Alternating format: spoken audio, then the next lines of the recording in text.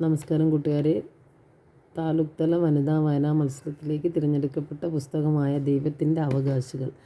അതിലെ മുല്ലപ്പെരിയാർ അനീതിയുടെ 999 വർഷങ്ങൾ എന്ന ലേഖനമാണിന്ന് വായിക്കുന്നത്.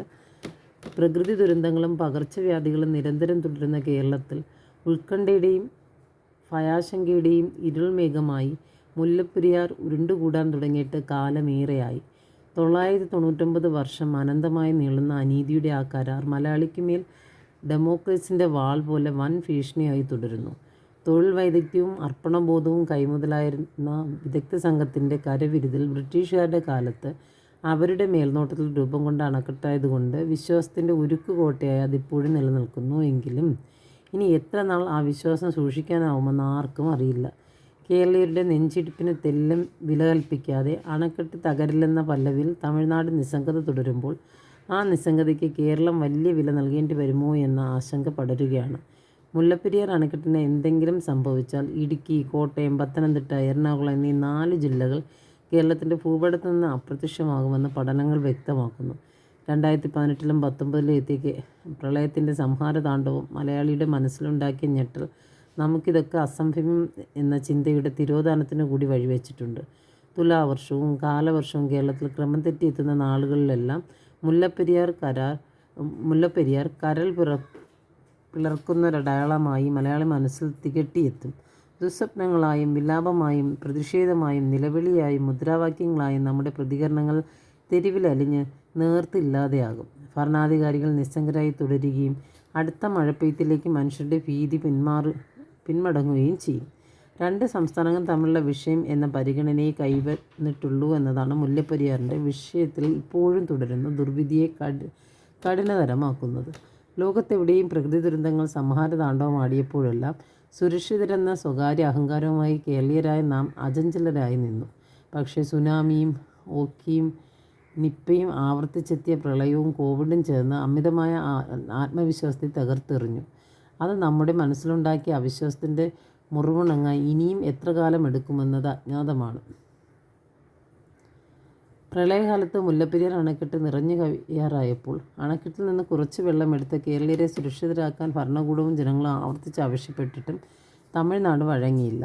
അണക്കെട്ടിന് ഒന്നും സംഭവിക്കില്ല എന്ന വാദമുയർത്തിയാണ് തമിഴ്നാട് പ്രതിരോധം തീർത്തത്. നീതിപീഠവും ചർച്ചയിലൂടെ വിഷയം പരിഹരിക്കാൻ ആവശ്യപ്പെട്ടതോടെ കേരളീയർ പ്രതിരോധത്തിലായി. ചർച്ചയും പരിഹാരവും ഒന്നുമില്ലാതെ മുല്ലപ്പെരിയാർ വിഷയം എപ്പോഴും അനിശ്ചിതമായി തുടരുകയാണ്. അല്പം ചരിത്രം. ഇടുക്കി ജില്ലയിലെ ദേവികുളത്തിന് തെക്ക് ഭാഗത്തുള്ള ശിവഗിരി കൊടുമുടിയിൽ നിന്നാണ് പെരിയാറിൻ്റെ തുടക്കം. 226 കിലോമീറ്റർ ദൈർഘ്യമുള്ള പെരിയാർ ഇടുക്കി, എറണാകുളം ജില്ലകളിലൂടെയാണ് ഒഴുകുന്നത്. ഉത്ഭവസ്ഥാനത്തു നിന്നും 15 കിലോമീറ്റർ പിന്നിടുമ്പോൾ മുല്ലയാർ എന്ന ഒരു ചെറു നദി കൂടി ഇതിനോടൊപ്പം ചേരുന്നത് കൊണ്ടാണ് മുല്ലപ്പെരിയാർ എന്ന പേര് ഈ നദിക്ക് ലഭിച്ചത്. ഇതിന് സമീപത്തായി സമുദ്രനിരപ്പിൽ നിന്ന് 873 അടി ഉയരത്തിലാണ് മുല്ലപ്പെരിയാർ അണക്കെട്ട് സ്ഥിതി ചെയ്യുന്നത്. കേരളത്തിൽ അക്കാലത്ത് സമൃദ്ധമായി മഴ ലഭിച്ചിരുന്നതുകൊണ്ട് മുല്ലപ്പെരിയാറിലെ ജലം സംരക്ഷിക്കാനുള്ള നടപടികളൊന്നും തിരുവിതാംകൂർ ഗവൺമെൻറ് സ്വീകരിച്ചിരുന്നില്ല. അതേസമയം അയൽ സംസ്ഥാനമായ മദ്രാസ് പ്രവിശ്യയിലെ മധുര, രാമനാട് ജില്ലകളിലെ മഴ വളരെ കുറവായിരുന്നു. അക്കാലത്ത് ബ്രിട്ടീഷുകാരുടെ നേരിട്ടുള്ള ഭരണത്തിന് കീഴിലായിരുന്നു മദ്രാസ് സംസ്ഥാനം. പെരിയാറിലെ ജലം കെട്ടി നിർത്തി മധുര, രാമനാട് ജില്ലകളിലൂടെ ഒഴുക്കിവിട്ടാൽ അവിടുത്തെ കൃഷിനാശത്തിന് പരിഹാരം കാണാൻ കഴിയുമെന്ന് മനസ്സിലാക്കിയ ബ്രിട്ടീഷ് ഭരണാധികാരികൾ അതിനായുള്ള ശ്രമം ആരംഭിക്കുകയും ചെയ്തു.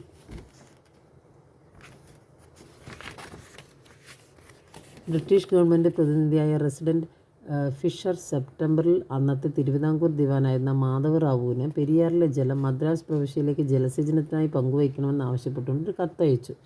തിരുവിതാംകൂറിൻ്റെ താൽപ്പര്യം സംരക്ഷിച്ചുകൊണ്ട് പദ്ധതി നടപ്പാക്കാൻ തയ്യാറാണെന്ന് ദിവാൻ മറുപടി നൽകുകയും ചെയ്തു. തിരുവിതാംകൂർ സംസ്ഥാനത്തെ ചീഫ് എഞ്ചിനീയറായിരുന്ന ബാർട്ടൺ മുല്ലപ്പെരിയാർ പ്രദേശം സന്ദർശിക്കുകയും മദ്രാസ് പ്രവിശ്യയ്ക്ക് അനുകൂലമായ റിപ്പോർട്ട് സമർപ്പിക്കുകയും ചെയ്തു. ഇന്നലെ തിരുവിതാംകൂറിലുള്ള ചില സർക്കാർ ഉദ്യോഗസ്ഥർക്ക് ഈ പദ്ധതിയെക്കുറിച്ച് ചില ആശങ്കകളുണ്ടായി. മുല്ലപ്പെരിയാറിലെ ജലം അണക്കെട്ടി മദ്രാസ് പ്രവിശ്യയിലേക്ക് തിരിച്ചുവിട്ടാൽ കാലക്രമേണ പെരിയാർ വറ്റി വരളുമെന്നും വനപ്രദേശങ്ങളിൽ നിന്നും വെട്ടിയെടുക്കുന്ന തടി ജലമാർഗം കൊണ്ടുവരാൻ ബുദ്ധിമുട്ടാകുമെന്നും അവർക്ക് അഭിപ്രായമുണ്ടായി. പെരിയാറിലെ ജലം പാഴായി പോകില്ലെന്നും വർഷകാലത്ത് കരകവിഞ്ഞൊഴുകുന്ന പെരിയാറിലെ ജലമാണ് വടക്കൻ തിരുവിതാംകൂറിലെ ഗ്രാമങ്ങളിലെ കാർഷിക പുരോഗതിക്ക് അടിസ്ഥാനമാകുമെന്നുമുള്ള അഭിപ്രായം ഉൾപ്പെടുത്തി ഒരു റിപ്പോർട്ട് തിരുവിതാംകൂർ ഗവൺമെൻറ്റിന് അവർ സമർപ്പിക്കുകയും ചെയ്തു.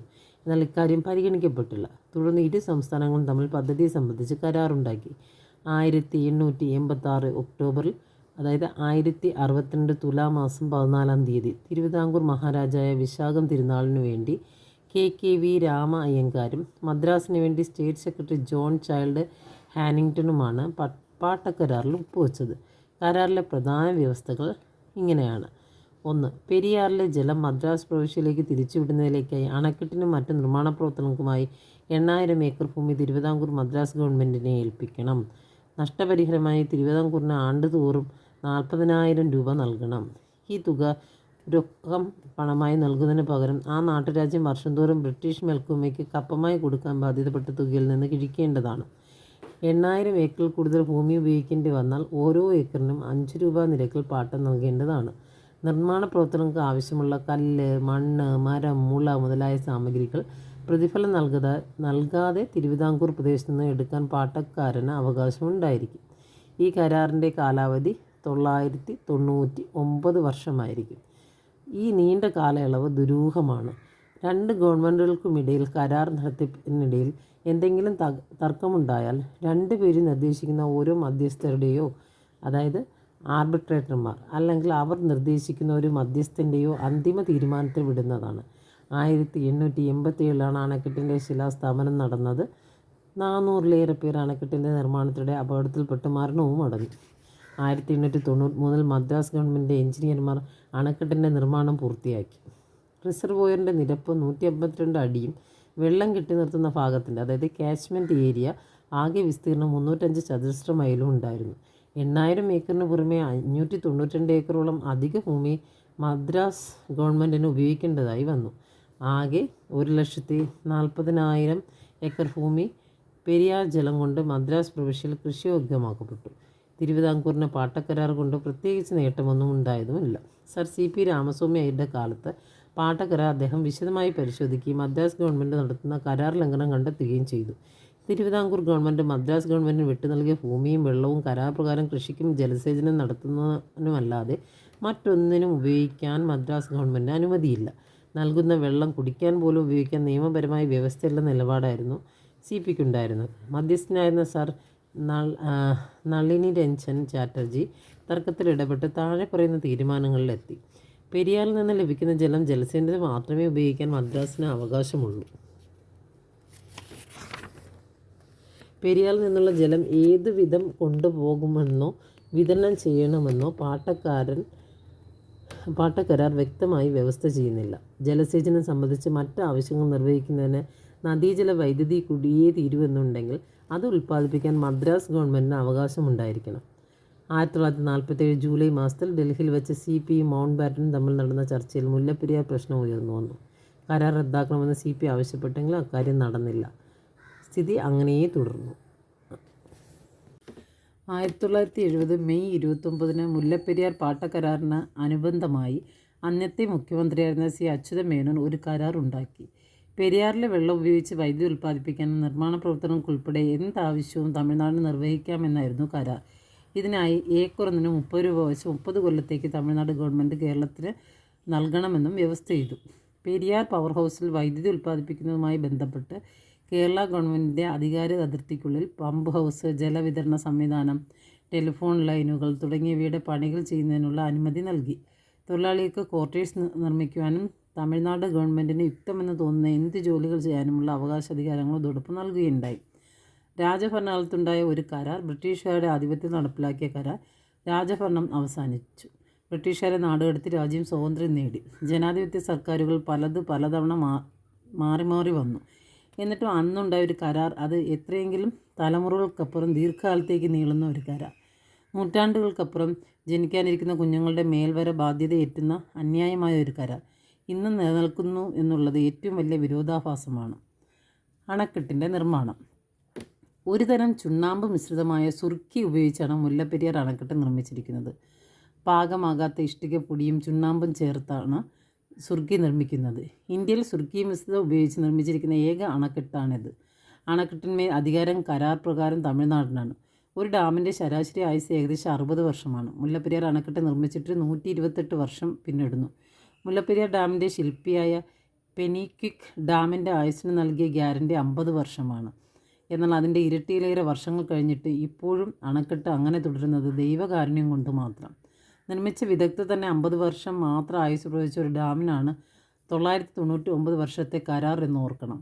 കാക്കത്തൊള്ളായിരം എന്ന പച്ച മലയാളത്തിലെ നാടൻ പ്രയോഗം പോലെ 999 വർഷം അനന്തമായി നീളുന്ന ഒരു കരാർ ലോകത്തെവിടെയെങ്കിലും നിലനിൽക്കുന്നുണ്ടോ എന്നറിയില്ല.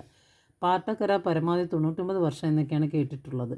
ഒരു 9 കൂടി ചേർന്ന് 999 ആയത് തന്നെ ദുരൂഹമാണ്. 2014 സുപ്രീം കോടതിയിലെ 5 അംഗ ബെഞ്ചിൻ്റെ വിധിയനുസരിച്ച് 142 അടിയാണ് മുല്ലപ്പെരിയാർ അണക്കെട്ടിൻ്റെ പരമാവധി ജലസംഭരണമായി നിലവിൽ നിശ്ചയിക്കപ്പെട്ടിട്ടുള്ളത്. അതിനും മേലെ വേണമെന്നാണ് തമിഴ്നാടിൻ്റെ ഇപ്പോഴത്തെ ആവശ്യം. അതുതന്നെ പുതിയൊരു ഡാം വേണമെന്ന ആവശ്യം പാടെ നിരാകരിക്കാനുള്ള ആസൂത്രിതമായ തന്ത്രമാണെന്നാണ് നാം തിരിച്ചറിയേണ്ടതുണ്ട്. ഒരു പ്രളയമോ ഉരുൾപൊട്ടലോ ഉണ്ടായാൽ മുല്ലപ്പെരിയാർ ഡാം അതിനെ അതിജീവിക്കുമെന്ന് ആരും കരുതുന്നില്ല, തമിഴ്നാട് ഒഴികെ. കേരള സർക്കാർ കൊണ്ടുവന്ന ഡാം സുരക്ഷാ നിയമത്തെ ഭരണഘടനാ വിരുദ്ധമെന്നാണ് സുപ്രീം കോടതി വിശേഷിപ്പിച്ചത്. മുല്ലപ്പെരിയാർ ഡാം സ്ഥിതി ചെയ്യുന്നത് ഭൂകമ്പ സാധ്യതയുള്ള പ്രദേശത്താണ്. മുല്ലപ്പെരിയാറിന് ഒരു ചെറിയ ഭൂകമ്പത്തെ പോലും താങ്ങാനുള്ള ശേഷിയില്ല. ലോകത്ത് ഇന്നുള്ളതിൽ ഏറ്റവും പഴക്കമുള്ള അണക്കെട്ടായ മുല്ലപ്പെരിയാർ തകർന്നാൽ താഴ്ഭാഗത്ത് സ്ഥിതി ചെയ്യുന്ന ഇടുക്കി ഡാമിൻ്റെ തകർച്ചയ്ക്കും അത് കാരണമാകും. നിരന്തരം ചുണ്ണാമ്പ് ചോരുന്നതിനാൽ ഡാമിൻ്റെ ബലം കുറഞ്ഞു വരികയാണ്. ഇപ്പോഴുള്ളതിന് പകരം പുതിയൊരു ഡാം നിർമ്മിക്കുകയാണ് ഒരേ ഒരു പോംവഴി. വിദഗ്ധർ ഒന്നടങ്കം അഭിപ്രായപ്പെടുന്നു. എന്നാൽ തമിഴ്നാട് തൊടു ന്യായങ്ങൾ പറഞ്ഞ് അതിനെ എതിർക്കുകയാണ്. ബലക്ഷയം മറച്ചുവെച്ച് ബലം കൂട്ടാനെന്ന പേരിൽ ഇടയ്ക്കിടയ്ക്ക് ഡാമിൽ ചില പൊടിക്കൈകൾ പ്രയോഗിക്കാറുണ്ട്. പക്ഷേ 128 കഴിഞ്ഞ മുത്തശ്ശിക്ക് എത്ര ചവനപ്രാവശ്യം കൊടുത്താലും യൗവനയുക്തയാകില്ലല്ലോ. ഇതുവരെ ഒന്നും സംഭവിച്ചില്ലല്ലോ, ഇപ്പോഴും ഒന്നും സംഭവിക്കുന്നില്ലല്ലോ, ഇനിയും ഒന്നും സംഭവിക്കില്ല എന്ന് ആശ്വസിപ്പിച്ച് കണ്ണടച്ച് ഇരുട്ടാക്കിയിട്ട് കാര്യമില്ല. കേരളത്തിൻ്റെ പക്കൽ കൃത്യവും വ്യക്തവും ന്യായയുക്തവും ശക്തവുമായ വാദങ്ങൾ ഉന്നയിക്കാനുണ്ടെങ്കിലും എപ്പോഴും മുല്ലപ്പെരിയാർ വിഷയത്തിൽ നമുക്ക് തിരിച്ചടികളാണ് ഉണ്ടാകുന്നത്. എന്നാൽ തീർത്തും ദുർബലമായ വാദങ്ങൾ മാത്രം കൈവശമുള്ള തമിഴ്നാടിന് എന്നും ഈ വിഷയത്തിൽ വിജയങ്ങളുടെ ഘോഷയാത്രയും. വിചിത്രമായ ഇക്കാര്യത്തിന് പിന്നിൽ എന്താണ് സംഭവിക്കുന്നതെന്നും ഏറെ ദുരൂഹമാണ്. ശാസ്ത്രവും സാങ്കേതിക വിദ്യകളും വിപ്ലവകരമായ മുന്നേറ്റം നടത്തിയിട്ടുള്ള ഈ ആധുനിക കാലത്ത് ഡാമുകൾ എന്ന പഴഞ്ചൻ ആശയം തന്നെ അപരിഷ്കൃതമാണ്. ജലസേചനത്തിനും കൃഷിക്കും വൈദ്യുതി ഉൽപ്പാദനം പോലുള്ള ആവശ്യങ്ങൾക്കുമൊക്കെ മനുഷ്യൻ്റെയും സസ്യജാലങ്ങളുടെയും മറ്റ് ജീവിവർഗങ്ങളുടെയും ആവാസ വ്യവസ്ഥ തകർക്കാത്തതും പരിസ്ഥിതി സൗഹൃദവും കാലഘട്ടത്തിന് അനുയോജ്യവും ഒട്ടും അപകടകരമല്ലാത്തതുമായ ബദൽ മാർഗങ്ങളെക്കുറിച്ചാണ് ഇനി നാം ചിന്തിക്കേണ്ടത്. മുല്ലപ്പെരിയാർ പ്രശ്നം മഴ കനക്കുമ്പോൾ മാത്രം എല്ലാവരുടെയും ഉറക്കം കെടുത്തുകയും വെയിൽ പരക്കുമ്പോൾ എല്ലാം ശാന്തമാവുകയും ചെയ്യുന്ന ഒരു പ്രതിഭാസമായാണ് ഇപ്പോൾ നിലനിൽക്കുന്നത്. വലിയ സാങ്കേതിക വിദ്യകളില്ലാതെ ചുണ്ണാമ്പ് മിശ്രിതമായ സുർക്കി കൊണ്ട് നിർമ്മിച്ച ഈ അണക്കെട്ട് ഇത്രനാൾ നിലനിന്നത് തന്നെ അത്ഭുതമാണ്. ഏതു നിമിഷവും കൊടിയ നാശം വിതയ്ക്കാവുന്ന ഒരു കൂറ്റൻ ജലബോംബും നെഞ്ചിൽ വെച്ചുകൊണ്ട് ഒരു ജനതയാകെ ഭീഷണിയുടെ മുൾമുനയിൽ നിൽക്കുമ്പോഴും അതിനെ തീർത്തും അവഗണിച്ചുകൊണ്ട് ആ മനുഷ്യജീവനുകൾക്ക് അല്പവും വില കൽപ്പിക്കാതെ തങ്ങളുടെ ലാഭം മാത്രം ഇച്ഛിക്കുന്ന തമിഴ്നാടിൻ്റെ അതിക്രൂരമായ നിലപാട് അങ്ങേയറ്റം അപലപനീയവും തീർത്തും മനുഷ്യത്വരഹിതവും മാനവിക വിരുദ്ധവുമാണ്. തമിഴ്നാടിന് ഭീമമായ ലാഭം ഉണ്ടാക്കുന്നതും കേരളത്തിന് യാതൊരു പ്രയോജനമില്ലാത്തതും വൻ നഷ്ടമുണ്ടാക്കുന്നതും എല്ലാത്തിനുമുപരി മനുഷ്യജീവന് എക്കാലവും ഏറ്റവും വലിയ ഭീഷണിയുമായിട്ടുള്ളതാണ് മുല്ലപ്പെരിയാർ കരാർ. 139, 138, 136 എന്നൊക്കെയുള്ള അക്കപൊക്കങ്ങളുടെ അടിക്കണക്ക് നിരത്തി ഇത്ര അടിയായി ജലനിരപ്പ് നിലനിർത്തണം എന്നല്ല കേരളം ആവശ്യപ്പെടേണ്ടത്. മറിച്ച് 999 വർഷത്തെ അനീതിയുടെയും അശാന്തിയുടെയും അന്യായമായ ഈ കരാർ അടിയന്തരമായി റദ്ദാക്കി ഡാം ഡീകമ്മീഷൻ ചെയ്ത് ജനങ്ങളെ രക്ഷിക്കണമെന്നാണ്. തികച്ചും പരിഷ്കൃതമായ ബദൽ സംവിധാനം ഒരുക്കി ഒരു വലിയ ജനസമൂഹത്തെ സംരക്ഷിക്കാൻ വേണ്ട ശക്തമായ നടപടികൾ ഉണ്ടാവണം. എല്ലാ വശങ്ങളും പരിഹരിച്ചും പരിഗണിച്ചുമുള്ള ശാശ്വതമായൊരു പരിഹാരമാണ് ഇനി ഉണ്ടാവേണ്ടത്. തമിഴ്നാടിൻ്റെ ന്യായമായ ആവശ്യങ്ങൾ അംഗീകരിച്ച് ഉൾക്കൊണ്ടുകൊണ്ടും എല്ലാ സുരക്ഷയും ഉറപ്പാക്കിയുള്ള നീതിപൂർവമായ ശാശ്വത പരിഹാരം. ഇക്കാര്യത്തിന് ഒട്ടും അമാന്തിച്ചുകൂടാ. പാഴാക്കുന്ന ഓരോ നിമിഷവും അത്രമേൽ വിലപ്പെട്ടതാണ്. നന്ദി.